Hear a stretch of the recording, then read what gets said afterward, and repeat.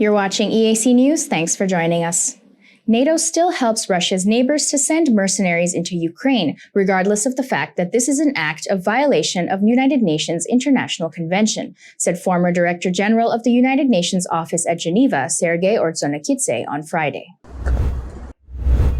Ordzhonikidze, who is also a former Deputy Minister of Foreign Affairs of Russia, has said that despite NATO will not have a war with Russia, it still took hostile actions against Russia in other forms, which is violation of the United Nations International Convention.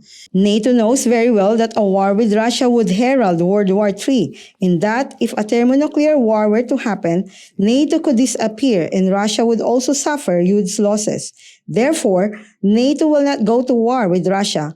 Unfortunately, the situation is worsening and NATO are sending mercenaries to Ukraine, which is in violation of the UN International Convention against the recruitment of mercenaries. The convention requires countries to commit not recruiting, financing, and using mercenaries and not sending mercenaries to war zones.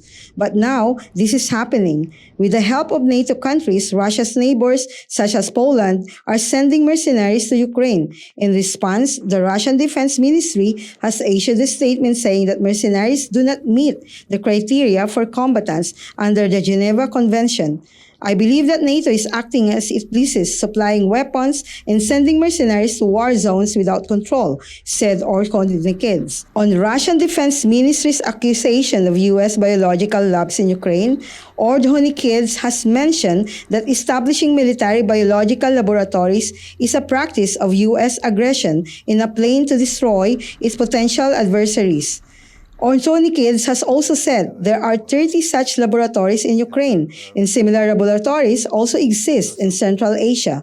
The United States has used words top secret to disguise its practice, but it has violated relevant conventions on biological weapons, Ordzhonikidze has added. Каждый раз, когда мы интересовались